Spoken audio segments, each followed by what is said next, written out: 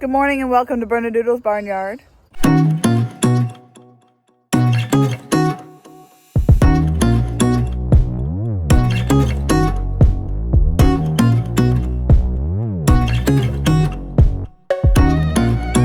Boulder was a very good boy. I just did his hooves, which actually were excellent and didn't need much trimming. I gave him some wormer just because it's been a while. He got some Cydectin. He got a snack, which made him happy. He got one copper bolus and some selenium paste. So I'm going to contact that guy and see what time he's coming.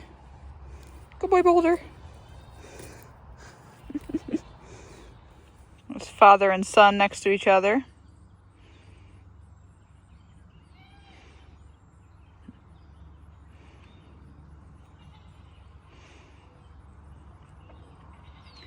No response from the guy of when he's coming, but he said this weekend, so sometime tonight or tomorrow probably.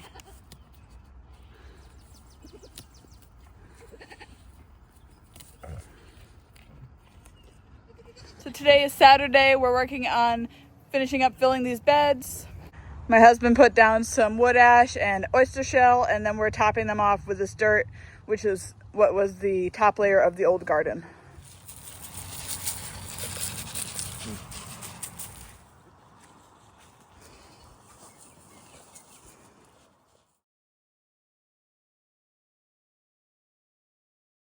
My pile of dirt is significantly smaller.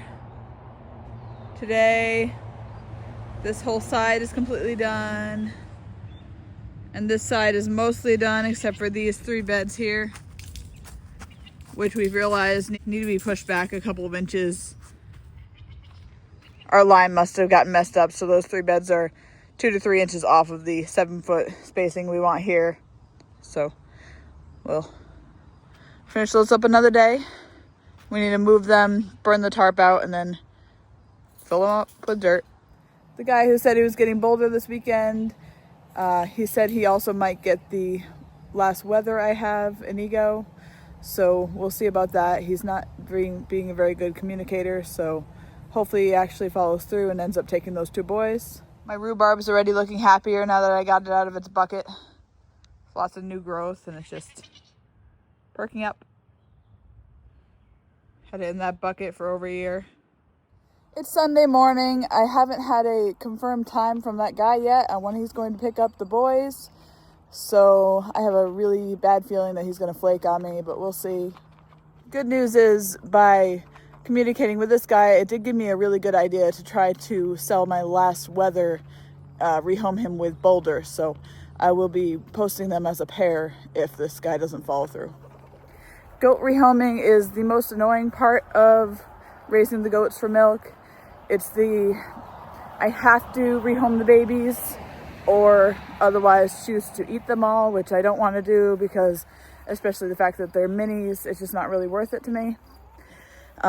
So having to deal with the annoyance of customer service for something that is for personal use is frustrating, but at the same point, has to be done. So I'm really looking forward to rehoming my last 2 goats, which will be Boulder and that last weather, Inigo.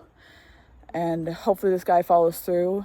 If he does, that means I'm done till next March with thinking about rehoming animals. So one less thing to deal with, which is nice. I've decided it's time to move my baby girls in with the main girl herd. My 3 new doelings, Heffalump, Woozle, and Clarabelle. So they're now in here with the big girls who are wondering what the heck's going on and kind of seem scared of them. That's kind of funny.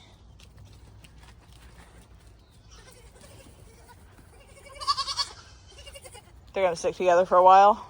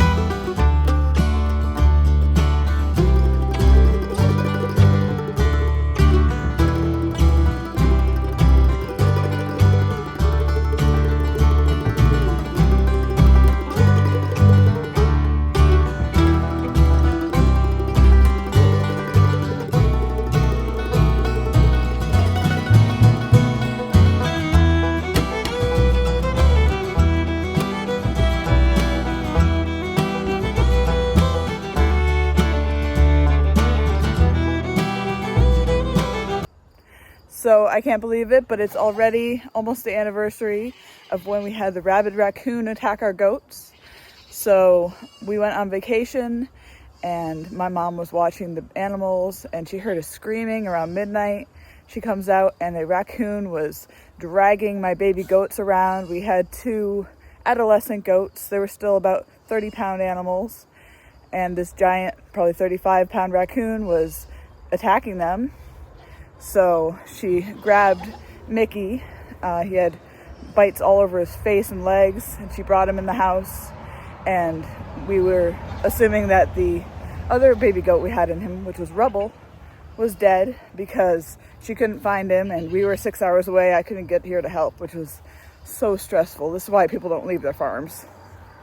So later, almost a full day later, Rubble comes out, and my mom was so relieved that he was alive. So they were in a mostly electric fence, but there was one panel that wasn't electric, and the raccoon just happened to climb over it, find them in the rainstorm in the dark in their little house, and he went to town and hurt them, which was horrible.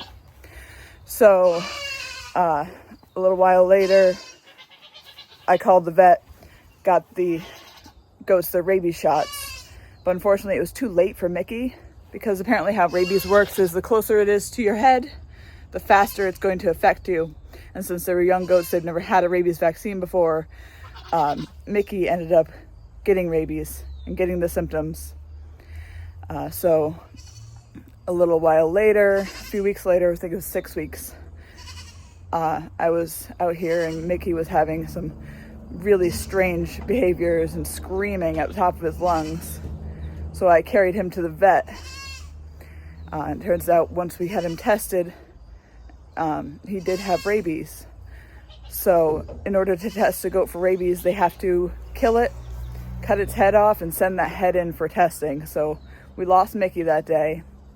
And then because I'd handled him and I couldn't remember if I'd touched his saliva in trying to get him to the vet, I had to go through rabies treatment, which was just awful.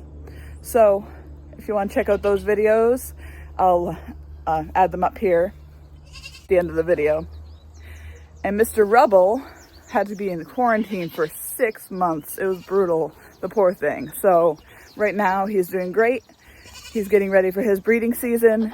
And yeah, that's where we stand with that. But that means it's been almost a year. I need to get the vet back out here for my yearly herd checkup. It's a couple $100. He checks out all the goats. And then I'm going to, this year, because of what happened last year, every goat's going to get a rabies vaccine, which is very expensive. It's $50 a goat. So it's going to be a really expensive vet visit, but it needs to be done. So I need to give him a call and schedule that now. There's Rubble now. Healthy and living his best life.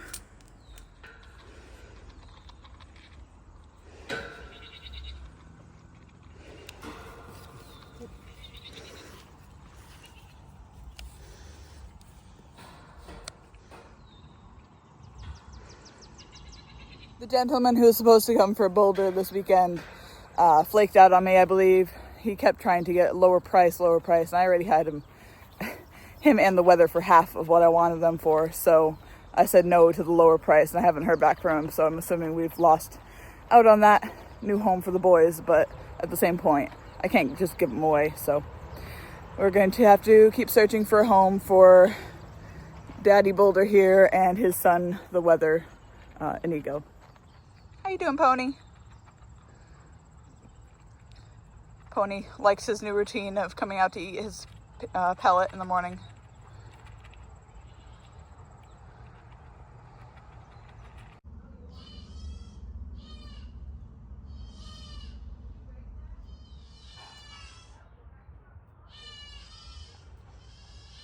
So my babies have been with the big girls for 2 days now, and they didn't come out to pasture with them, so I decided I'd walk them out here so they can explore their new world. Instead, they're standing near me eating my pants. Come on, girls.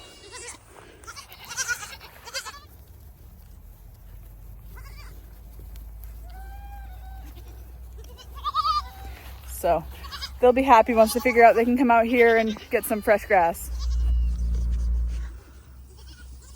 They're little tripping hazards.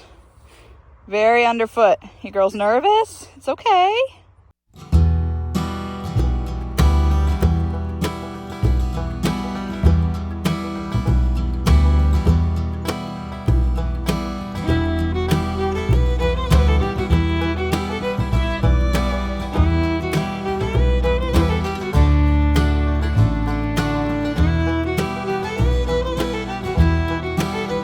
They finally decided to roam a little away from my feet. That's good. As soon as I try to sneak back towards the house, I bet you they follow me back, but it's a good start to get them out here so they know they can actually leave this far. They've never been in such a big pen, so it's going to be exciting for them once they figure out they can be out here.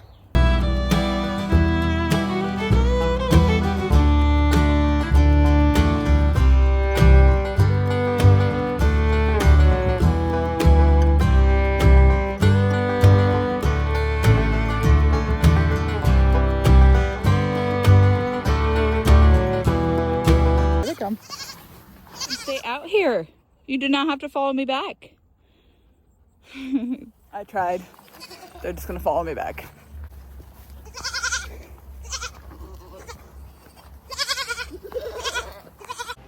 Thanks for watching, guys. Please remember to like, subscribe, and ring the notification bell, and I'll see you next time on Bernadoodle's Barnyard. Have a good day.